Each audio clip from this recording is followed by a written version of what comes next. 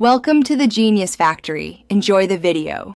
You start by preparing essentials, your Apple ID with two-factor authentication and a government ID. Open the Wallet app and tap the plus icon, then select Apple Card to begin the application. Enter your legal name, residential address, date of birth, and social security number when prompted. This information speeds identity checks.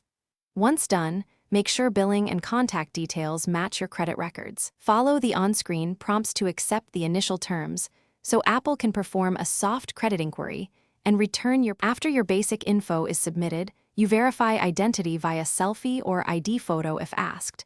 This prevents delays. You will see your personalized APRA and proposed credit limit. Review those numbers because they determine interest and usable credit. Next, set up auto-pay and pick a billing due date that aligns with your cash flow. You can enable payment rounding or scheduled transfers. Finally, decide whether to use the immediate digital card in Wallet or request the physical titanium card for mailed delivery.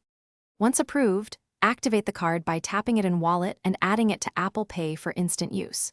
You should configure notifications, set spending categories, and enable family sharing or additional cards if needed. Make your first payment via Wallet to confirm auto-pay behavior and view your monthly statement.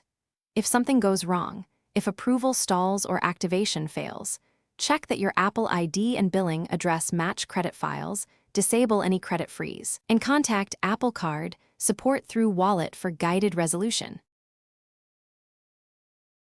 Thanks for watching. If you found this helpful, don't forget to like and subscribe.